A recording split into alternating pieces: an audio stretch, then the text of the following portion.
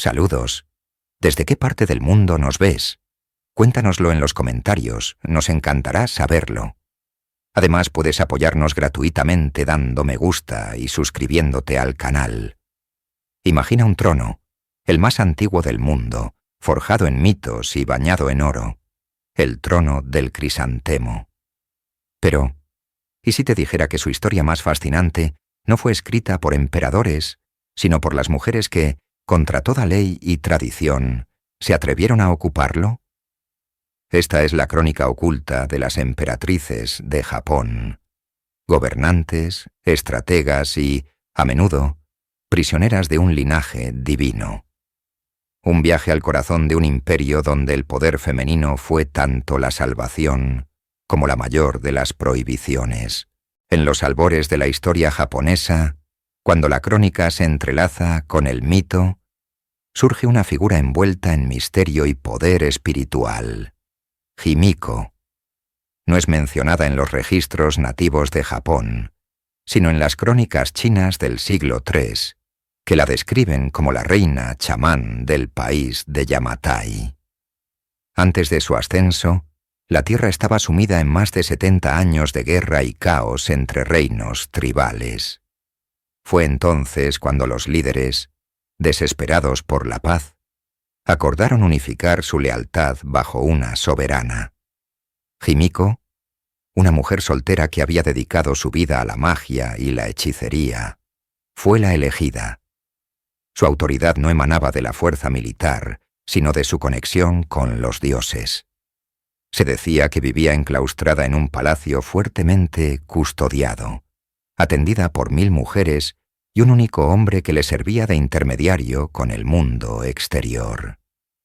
Nadie veía su rostro. Sus decretos eran transmitidos como oráculos divinos, llevando orden a un territorio fragmentado. Su reinado trajo una era de estabilidad sin precedentes, estableciendo relaciones diplomáticas con la poderosa dinastía Wei de China, quienes la reconocieron formalmente como Reina de Hua, amiga de Wei. A su muerte, se construyó un gran túmulo de más de 100 pasos de diámetro, y más de 100 sirvientes la siguieron a la tumba, un testimonio de su inmenso poder. Himiko no fue una emperatriz en el sentido posterior del término, pero su existencia demuestra que en el amanecer de Japón, la autoridad suprema podía ser, y de hecho fue, femenina y divina. Tras la era de Himiko, la historia japonesa entra en un periodo donde la leyenda y la realidad son inseparables. En este espacio nebuloso emerge la formidable figura de la emperatriz consorte Jingu. Aunque su historicidad es debatida por los académicos modernos, su saga, narrada en las crónicas del Kojiki y el Nihon Shoki, ha moldeado la percepción del poder femenino durante siglos. Tras la súbita muerte de su esposo, el emperador Chuai, Jingu no se limitó a llorar su pérdida. Según la leyenda, una deidad se le apareció y le encomendó una misión divina: conquistar las tierras de Silla, en la península de Corea. Estando embarazada de su futuro hijo, el emperador Ojin, Jingu se ató una piedra a la cintura para retrasar el parto y, tomando el mando del ejército imperial, se embarcó en una audaz campaña militar. Se dice que los dioses del mar guiaron su flota y que el rey de Silla se rindió sin batalla, abrumado por el poder divino que acompañaba a la emperatriz.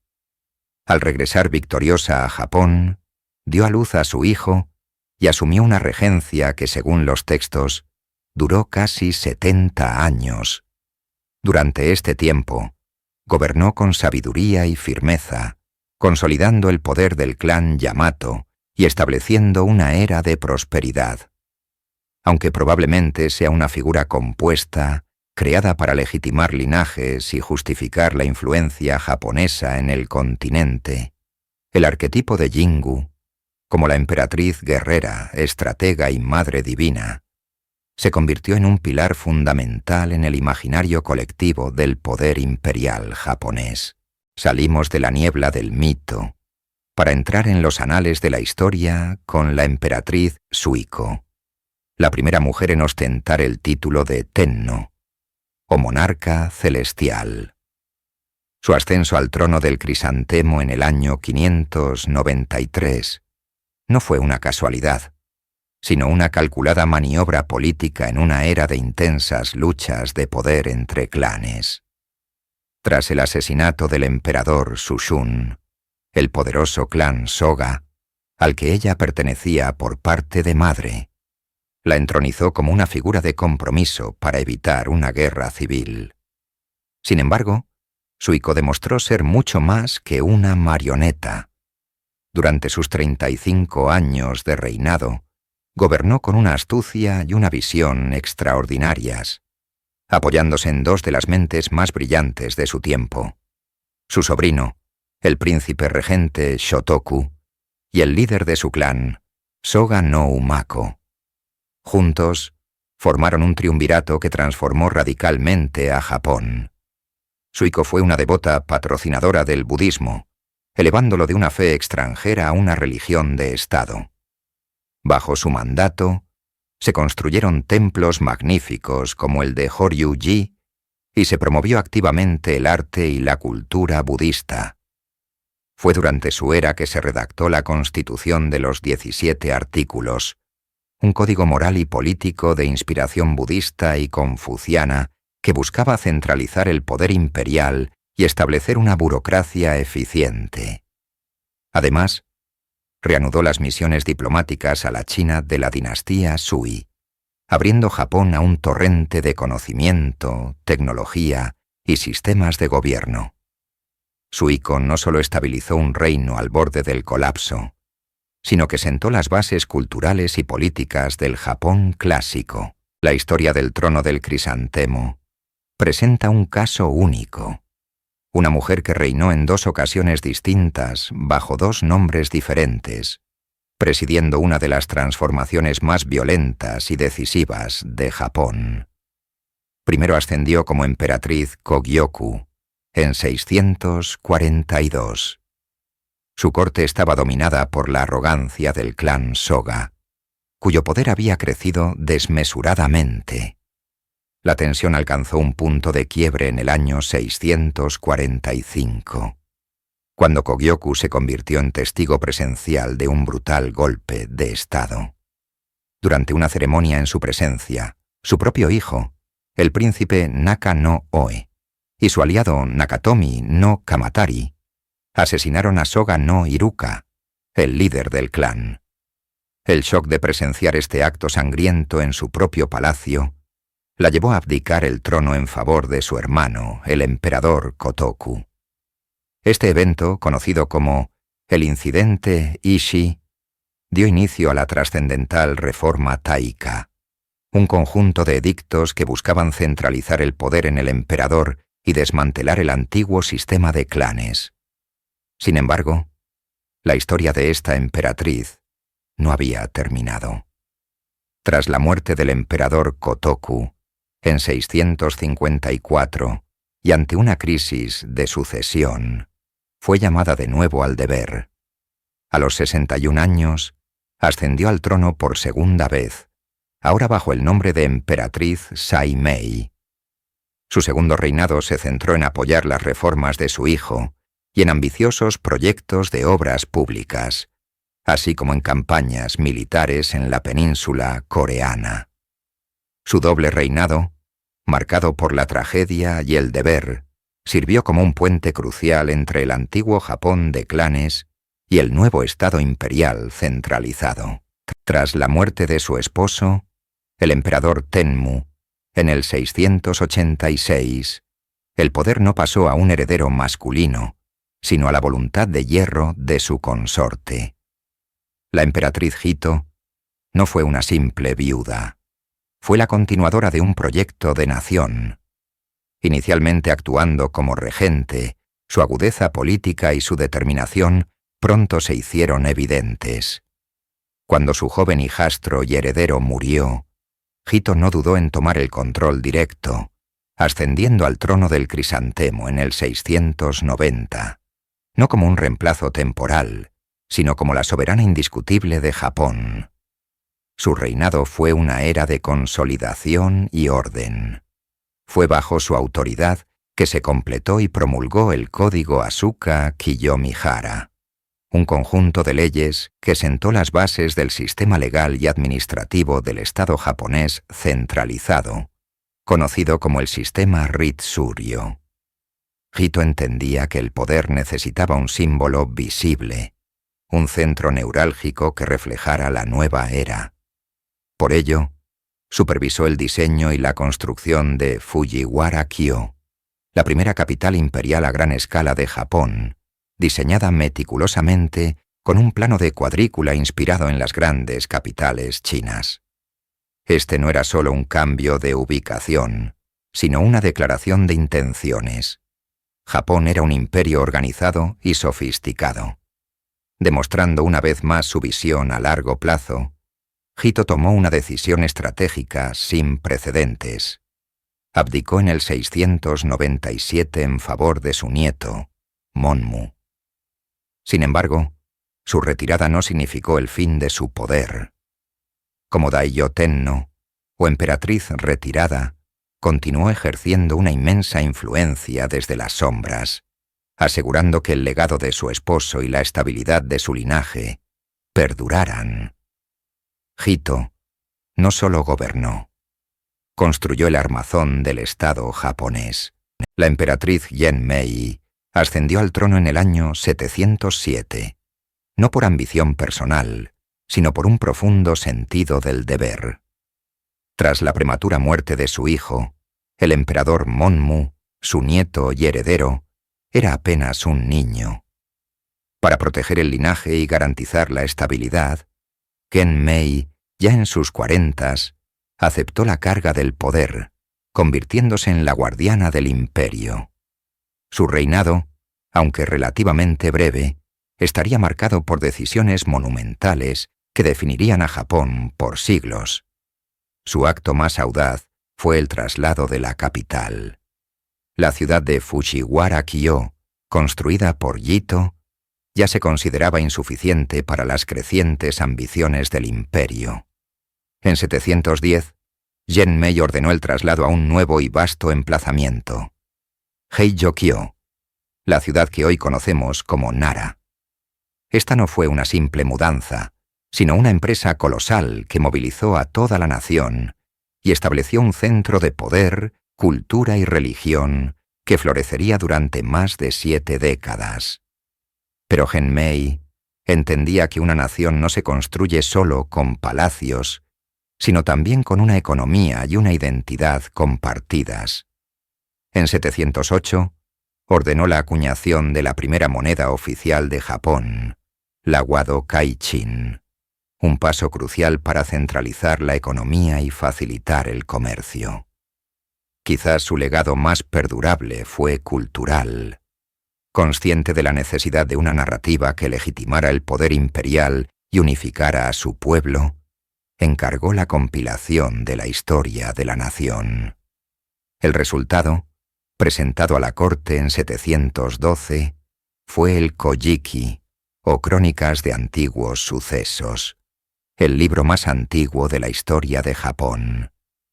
Genmei no fue una simple regente, fue una arquitecta de la identidad japonesa que dio a su nación una capital permanente, una moneda común y una historia fundacional. En el año 715, la historia de la corte imperial japonesa fue testigo de un evento extraordinario. La emperatriz Genmei, en un acto de transición cuidadosamente planificado, abdicó el trono del crisantemo. Su sucesor no fue su nieto, el joven príncipe heredero, sino su propia hija, la princesa Hidaka. Al ascender al trono como emperatriz Gensho, se estableció la única sucesión directa de emperatriz a emperatriz en toda la historia de Japón. Este hecho demostraba la normalización y aceptación de la autoridad femenina en el pináculo del poder durante esta época. El reinado de Gensho fue concebido como un puente, una regencia imperial en todo su derecho. Su principal deber era gobernar con mano firme y mantener la estabilidad del Estado mientras su sobrino, el futuro emperador Shomu, alcanzaba la madurez necesaria para gobernar. Lejos de ser una mera figura decorativa, Gensho fue una administradora competente y dedicada. Continuó activamente las políticas iniciadas por su madre, supervisando el crecimiento de la nueva capital en Nara y la consolidación del sistema legal Ritsuryo. Fue durante su mandato cuando se completó la segunda gran crónica de la historia de Japón, el Nihon Shoki. Este texto, finalizado en el 720, ofrecía una historia más detallada y estructurada, alineada con los modelos de las crónicas dinásticas chinas, y sirvió para reforzar aún más la legitimidad y el prestigio de la línea imperial en el escenario internacional. El gobierno de Gensho se caracterizó por la paz y la continuidad, demostrando su capacidad para mantener el rumbo del imperio. En el 724, habiendo cumplido su sagrado deber, abdicó en favor de Shomu, asegurando una transición de poder pacífica y ordenada. Su reinado, aunque a menudo visto como un interregno, fue una prueba vital de la fortaleza y la eficacia del liderazgo femenino. La historia de la última emperatriz reinante de la era clásica de Japón es una de poder, fe y un escándalo que cambiaría el curso de la sucesión imperial para siempre. La emperatriz Koken, hija del devoto emperador Shomu, ascendió al trono en 749. Su primer reinado estuvo profundamente marcado por la promoción del budismo, que alcanzó una influencia sin precedentes en la corte. Sin embargo, tras abdicar en 758, su vida daría un giro dramático. Volvería a ascender al trono en 764, esta vez bajo el nombre de Shotoku, pero no lo haría sola. A su lado se encontraba una figura carismática y controvertida, el monje budista Dokyo. Dokyo, quien supuestamente había curado a la emperatriz retirada de una enfermedad, experimentó un ascenso meteórico. De simple monje, pasó a ostentar los títulos más altos de la corte, acumulando un poder político y espiritual que rivalizaba con el de la propia emperatriz. Su cercanía a Shotoku escandalizó a la aristocracia, especialmente al poderoso clan Fujiwara, que veía su influencia amenazada. La tensión llegó a su punto álgido con el llamado Incidente de Dokyo. Se proclamó que un oráculo del santuario de Usa Hachiman declaraba que Japón conocería la paz si Dokyo era nombrado emperador. Este intento de romper con el linaje divino de la casa imperial era impensable. La corte, en estado de shock, envió a un emisario de confianza para confirmar el oráculo, quien regresó con un mensaje inequívoco. Solo un descendiente de la diosa Amaterasu podía ocupar el trono. La ambición de Dokyo fue frustrada. Tras la muerte de la emperatriz Shotoku en 770, el monje fue despojado de todo poder y exiliado. El escándalo dejó una cicatriz profunda.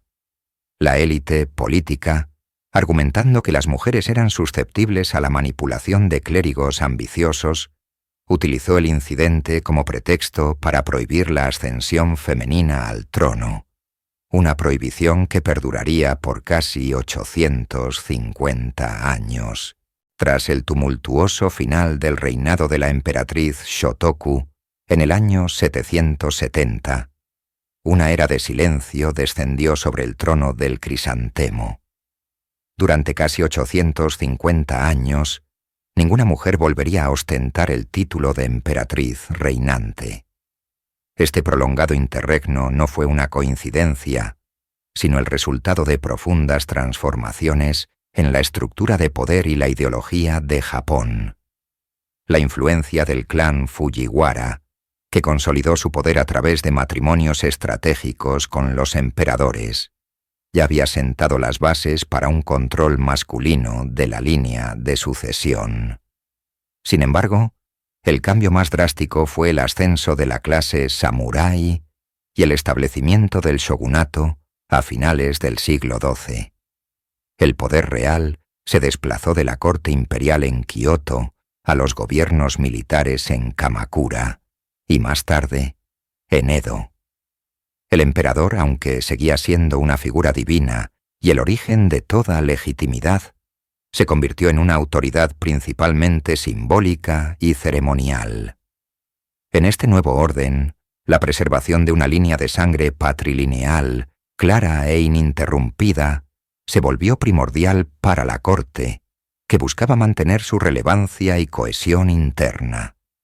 La necesidad de un gobernante activo y con capacidad militar, rol tradicionalmente masculino en la era feudal, reforzó esta tendencia. Además, las interpretaciones del confucianismo y el budismo, que ganaron prominencia, se volvieron más rígidas, enfatizando la superioridad masculina en la jerarquía social y familiar. El escándalo del monje Dokyo durante el reinado de Shotoku fue convenientemente recordado y utilizado como una advertencia contra el poder femenino en la cima del Estado. El trono, aunque despojado de su poder ejecutivo, se convirtió en un bastión del conservadurismo patriarcal, un símbolo sagrado cuya sucesión no debía ser alterada por las contingencias que anteriormente habían permitido a las mujeres reinar. El silencio de las emperatrices se convirtió en la norma. En 1629, después de casi 8 siglos y medio, el silencio se rompió. La princesa Okiko, con solo 5 años, ascendió al trono para convertirse en la emperatriz Meisho. Sin embargo, su coronación no representó un cambio ideológico ni una restauración del poder femenino, sino una calculada maniobra política en la tensa relación entre la corte imperial y el todopoderoso shogunato Tokugawa. Su padre, el emperador Go-Mizunoo, abdicó abruptamente como un acto de protesta contra la arrogancia y el control del shogun, Tokugawa Iemitsu, quien había instalado a su propia nodriza en la corte sin permiso imperial. Al colocar a su hija en el trono, Go-Mizunoo evitaba una crisis de sucesión directa y aseguraba que la línea de sangre continuara, mientras él mismo podía ejercer influencia como emperador retirado. Meisho fue, desde el principio, una solución temporal, una regente de facto, hasta que su medio hermano menor tuviera la edad suficiente para gobernar. Su reinado de 14 años transcurrió en una jaula dorada. Vivió una vida de aislamiento ceremonial, presidía rituales sintoístas y cumplía con las obligaciones protocolarias, pero carecía de cualquier poder real. Las decisiones importantes eran tomadas por su padre en la sombra y, en última instancia, por el shogunato en Edo. Su existencia estaba completamente supeditada a su deber dinástico. No se le permitió casarse ni tener hijos, ya que su propósito era únicamente servir de puente para un heredero varón. Su tragedia personal fue la de una vida no elegida, una soberana sin soberanía, cuyo nombre figura en la lista de monarcas, pero cuya voluntad personal fue sistemáticamente ignorada. En 1643, como estaba previsto desde el inicio, abdicó en favor de su hermano, el emperador Go-Komyo, y se retiró a una vida de devoción budista, un peón solitario en el gran tablero de ajedrez del Japón Tokugawa. Más de un siglo después de Meisho, la historia se repitió, y por última vez. En 1762, la princesa Toshiko ascendió al trono como la emperatriz Go Sakuramachi, convirtiéndose en la 8ª y última mujer en la historia de Japón en ostentar el título de emperatriz reinante. Al igual que su predecesora, su acceso al poder no fue un acto de empoderamiento, sino una necesidad dinástica. Su hermano menor, el emperador Momozono, murió repentinamente a la edad de 21 años, dejando como heredero a su hijo de apenas 5 años, el futuro emperador Go-Momozono. Para evitar una regencia problemática y asegurar una transición suave y controlada, se decidió que la princesa Toshiko, una mujer adulta, culta y respetada, ocupara el trono como regente interina. Go Sakuramachi no fue una simple figura decorativa. Era una mujer de notable intelecto, reconocida por su talento en la poesía waka y la caligrafía, artes en las que dejó un legado considerable. Aunque su poder político era limitado por el shogunato Tokugawa, ejerció una considerable autoridad moral y cultural dentro de la corte.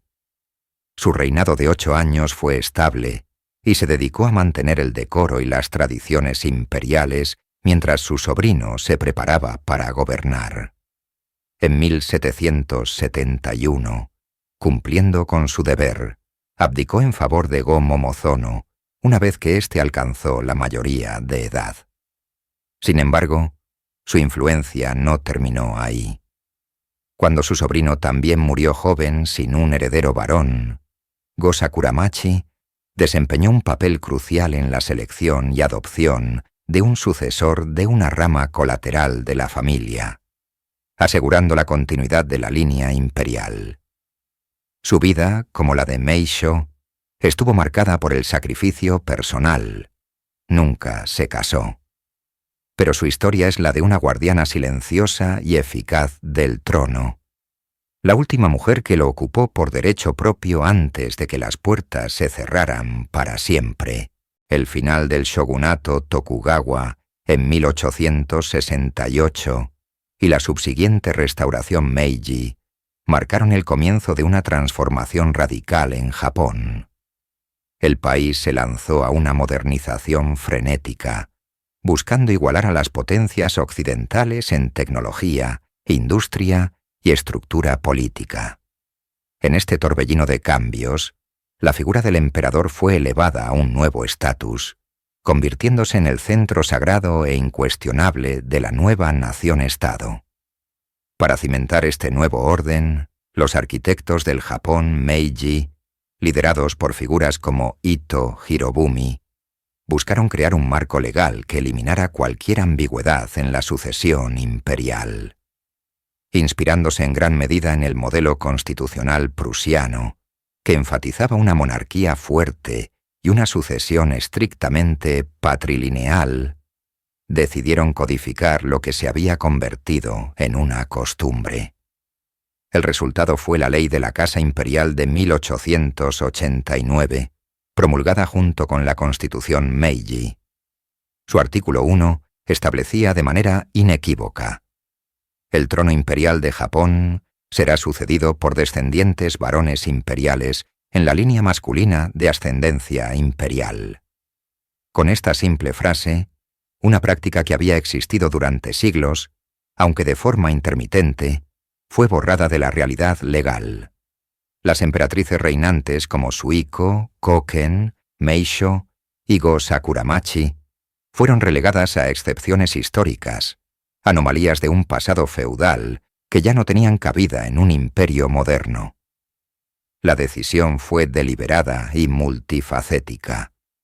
Buscaba evitar las luchas de poder por la sucesión, presentar una imagen de estabilidad y orden dinástico al mundo, y alinear la monarquía japonesa con las normas patriarcales de las casas reales europeas.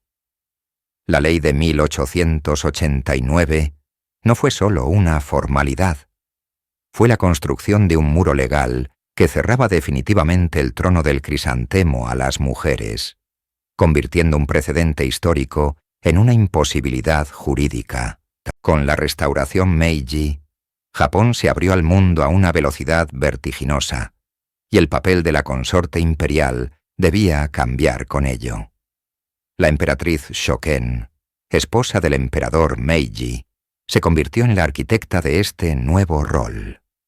Nacida como Masako Ichijo, su educación se basó en la literatura clásica china y el arte japonés, pero su destino la empujó a ser la primera consorte imperial en asumir un papel público significativo. Rompiendo con siglos de reclusión, Shoken adoptó la vestimenta occidental en eventos oficiales, una declaración visual poderosa de la modernización de Japón. Sin embargo, su influencia trascendió la moda. Se convirtió en una ferviente defensora de la educación femenina, creyendo que las mujeres educadas eran esenciales para una nación fuerte y moderna. Su visión no se quedó en meras palabras. Contribuyó a la fundación de la Escuela de Pares para mujeres, sentando un precedente para la instrucción formal de la nobleza femenina. Su mayor legado, sin embargo, reside en su trabajo humanitario. Durante la Primera Guerra Sino-Japonesa, Shoken se involucró profundamente en la creación de la Sociedad de la Cruz Roja Japonesa, una organización que hasta el día de hoy es un pilar de la ayuda humanitaria. Estableció el Fondo Emperatriz Shoken, que continúa apoyando actividades de la Cruz Roja en todo el mundo. A través de su gracia, inteligencia y compromiso filantrópico, la emperatriz Shoken no solo acompañó a su esposo en la transformación de una nación, sino que redefinió lo que significaba ser una emperatriz, moldeando una figura de compasión y deber público que sus sucesoras heredarían. La vida de la emperatriz Koyun, consorte del emperador Hirohito, es una crónica de la transformación más radical de la monarquía japonesa. Nacida como princesa Nagako Kuni, su matrimonio en 1924 la colocó en el corazón de un imperio que aún consideraba a su soberano como un dios viviente, un Arahitogami. Durante las décadas de 1920 y 1930, y a lo largo de la Segunda Guerra Mundial, Koyun vivió tras el impenetrable velo del protocolo imperial. Su existencia estaba dedicada a los rituales sintoístas, a la caligrafía y, crucialmente, a proporcionar un heredero, una tarea que cumplió con el nacimiento de Akihito. Su mundo era uno de silencio, reverencia y distancia divina, completamente inaccesible para el pueblo japonés. La derrota de Japón en 1945 destrozó este universo. Con la declaración del emperador Hirohito renunciando a su divinidad, la emperatriz Koyun tuvo que navegar un cambio sin precedentes, pasar de ser la esposa de un dios a la compañera de un mortal, un símbolo del Estado. Esta transición fue lenta y a menudo incómoda. Las primeras fotografías de la pareja imperial intentando parecer una familia normal mostraban una rigidez que delataba siglos de aislamiento. Sin embargo, Koyun se adaptó. Acompañó al emperador en sus giras por el país devastado y en visitas al extranjero, convirtiéndose gradualmente en una figura visible, aunque siempre reservada. Su longevidad, siendo la emperatriz consorte más longeva de la historia de Japón, le permitió ser testigo de la completa metamorfosis de su papel. Un viaje silencioso desde la cima del misticismo imperial hasta un terreno mucho más humano y terrenal. En 1959, las tradiciones milenarias del trono del crisantemo se hicieron añicos. El príncipe heredero Akihito anunció su compromiso no con una aristócrata de sangre azul, sino con Michiko Shoda, la hija de un industrial adinerado. Por primera vez en la historia, una plebeya estaba destinada a convertirse en emperatriz. El anuncio desató la Michi Boom, una fascinación nacional por la joven elegante y educada que conoció al príncipe en una cancha de tenis. Para el público, Michiko representaba una bocanada de aire fresco, un símbolo de la nueva democracia japonesa. Sin embargo, dentro de los muros del palacio, su llegada fue recibida con una hostilidad helada. La agencia de la Casa Imperial y, según se informa, su propia suegra, la emperatriz Koyun, La sometieron a una presión inmensa y a una crítica constante por no adherirse a los rígidos protocolos. A pesar del aislamiento y el escrutinio, Michiko estaba decidida a forjar su propio camino.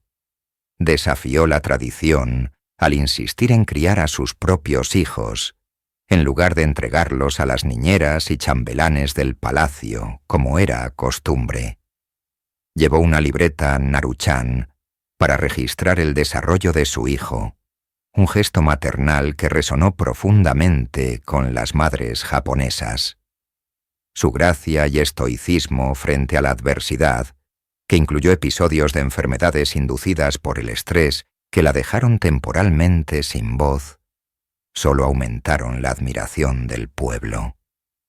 Michiko humanizó a la familia imperial de una manera que nadie antes había logrado, conectando el trono con la vida cotidiana de sus súbditos y pagando un alto precio personal por su silenciosa revolución. La historia de la emperatriz Masako es una de las más complejas y conmovedoras de la era moderna de la realeza japonesa. Antes de su matrimonio con el entonces príncipe heredero Naruhito, Masako Owada era una diplomática brillante y políglota, con una prometedora carrera en el Ministerio de Asuntos Exteriores de Japón. Educada en Harvard y Oxford, representaba una nueva generación de mujeres japonesas, globales, ambiciosas e independientes.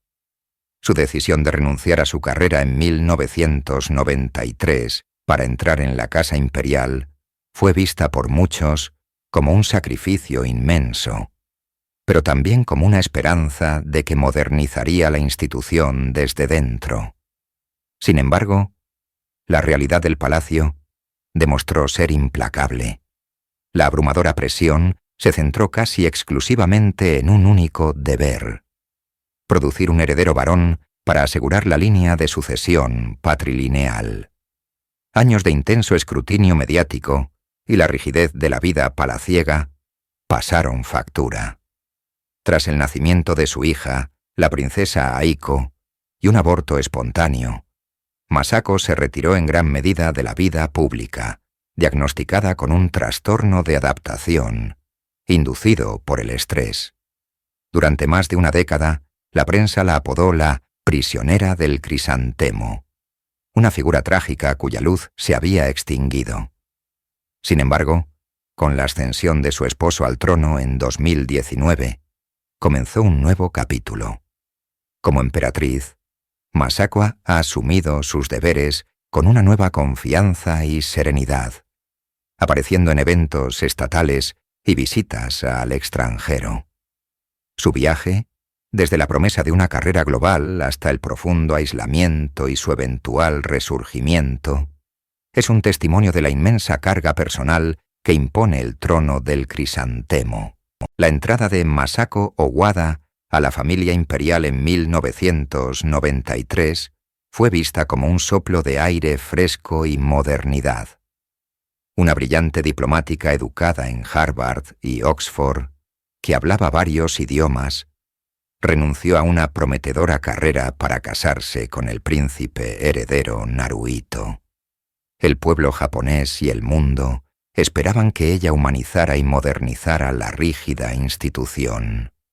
Sin embargo, la realidad del Palacio Imperial resultó ser una jaula dorada. La presión abrumadora para producir un heredero varón se convirtió en el centro de su existencia, eclipsando todos sus otros talentos y aspiraciones. Tras años de intenso escrutinio mediático y la rigidez del protocolo de la agencia de la Casa Imperial, el nacimiento de su hija, la princesa Aiko, en 2001, no alivió la presión, la intensificó. Al no ser varón, Aiko no podía heredar el trono. Poco después, en 2003, el palacio anunció oficialmente que Masako sufría un trastorno de adaptación, un eufemismo para una profunda depresión que la llevaría a retirarse de la vida pública durante más de una década. Su lucha se convirtió en un símbolo silencioso del conflicto entre el deber imperial y el bienestar personal, una tragedia humana que se desarrollaba tras los muros del palacio. Su historia no es sólo la de una princesa, sino la de una mujer excepcionalmente capacitada a la que se le impuso un único y arcaico deber, con consecuencias devastadoras para su salud mental. Su lenta y gradual reaparición, culminando en su ascenso como emperatriz consorte en 2019, es un testimonio de una resistencia silenciosa, pero las cicatrices de su lucha personal pusieron de manifiesto el altísimo costo humano que exige el trono del crisantemo. La princesa Aiko, Toshi no Miya, o princesa Toshi, es la única hija del emperador Naruhito y la emperatriz Masako. Desde su nacimiento en 2001, ha sido una figura de gran interés y afecto para el pueblo japonés. Ha crecido bajo la atenta mirada del público, evolucionando de una niña tímida a una joven serena y culta, graduada en literatura japonesa por la Universidad de Gakushuin. Aiko representa la encarnación de la paradoja moderna de la monarquía japonesa. Es la descendiente directa del emperador reinante, preparada desde su nacimiento para una vida de deber público y representación, y sin embargo, la ley le niega el derecho fundamental de suceder a su padre. La ley de la Casa Imperial de 1947, impuesta durante la ocupación estadounidense de la posguerra, estipula una sucesión estrictamente agnaticia, es decir, solo los varones descendientes por línea paterna pueden ascender al trono del crisantemo. Esta ley, que rompió con una tradición histórica que sí permitió gobernar a 8 emperatrices reinantes en el pasado, coloca a Aiko en una posición única y frustrante. Mientras que en las monarquías europeas, la primogenitura absoluta es ahora la norma, permitiendo que la hija mayor herede el trono, Japón se aferra a una regla que excluye a una candidata popular y capaz, simplemente por su género. La existencia de Aiko y su inelegibilidad para el trono no es una mera nota a pie de página en la historia imperial. Es el catalizador central del debate sobre el futuro de la monarquía. Ella es el rostro humano de una crisis de sucesión que obliga a Japón a confrontar su pasado, su presente y el incierto camino que tiene por delante. La precaria situación de la línea de sucesión ha encendido uno de los debates más significativos en la sociedad japonesa moderna. La pregunta ya no es teórica, sino urgente. ¿Debería permitirse que una mujer ascienda al trono del crisantemo? Por un lado, la opinión pública es abrumadoramente favorable. Encuesta tras encuesta, más del 80% de la población japonesa apoya la idea de una emperatriz reinante, viendo en la princesa Aiko una sucesora lógica y capaz. Los defensores de la reforma argumentan que la ley actual no solo es discriminatoria, sino también insostenible. Señalan la historia de Japón, recordando a las 8 emperatrices que gobernaron con éxito en el pasado, demostrando que la sucesión femenina no es un concepto ajeno a la tradición japonesa, sino una parte de ella que fue eliminada. Argumentan que adaptar la ley a los tiempos modernos, como lo han hecho otras monarquías, es esencial para la supervivencia de la institución. En el lado opuesto se encuentran los tradicionalistas y los conservadores del espectro político, incluyendo a la influyente agencia de la Casa Imperial. Su principal argumento se centra en la preservación de una línea de sucesión patrilineal ininterrumpida, que según ellos se remonta a más de 2600 años. Temen que permitir que una mujer gobierne, o que sus hijos hereden el trono, rompería esta línea de sangre sagrada. Proponen soluciones alternativas, como reincorporar a las ramas de la familia imperial que fueron despojadas de su estatus después de la Segunda Guerra Mundial, una idea compleja y poco popular. Este choque entre la voluntad popular y la élite conservadora ha creado un punto muerto político, dejando el futuro de la monarquía más antigua del mundo pendiendo de un hilo, atrapada entre la presión demográfica y el peso de la tradición. Con el debate sobre la sucesión estancado, el futuro del trono del crisantemo descansa sobre los hombros de muy pocas personas. Actualmente, la línea de sucesión es alarmantemente corta. Tras el emperador Naruhito, el primero en la línea es su hermano menor, el príncipe heredero Fumihito, Akishino. Después de él, el siguiente y último en la línea es su joven hijo, el príncipe Hisahito, nacido en 2006. El nacimiento de Hisahito silenció temporalmente el debate sobre la reforma de la ley de sucesión, pero no resolvió el problema fundamental. Toda la continuidad de la monarquía patrilineal más antigua del mundo depende de que este único joven, cuando llegue el momento, se case y tenga hijos varones. Esta es una presión inmensa para una sola persona y una base increíblemente frágil para una institución milenaria. ¿Qué pasaría si Hisahito no tuviera hijos o solo tuviera hijas? La monarquía se enfrentaría a una extinción funcional. Conscientes de esta crisis demográfica, se han discutido propuestas moderadas, como permitir que las princesas que se casan con plebeyos, como la exprincesa Mako, conserven su estatus imperial y que sus hijos formen nuevas ramas de la familia, aunque sin derechos de sucesión al trono principal. Sin embargo, incluso esta medida ha encontrado resistencia. Japón se encuentra en una encrucijada histórica. Puede optar por aferrarse a una tradición rígida que amenaza con extinguir la propia institución que pretende proteger, o puede adaptarse reconociendo el valor y el derecho de sus mujeres, como lo hizo en siglos pasados. El trono del crisantemo, un símbolo de unidad y continuidad para la nación, enfrenta su mayor desafío no por una amenaza externa, sino por sus propias reglas internas. El futuro sigue sin escribirse, y la pregunta sigue en el aire. ¿Tendrá Japón que aceptar un trono sin rey para salvar su monarquía?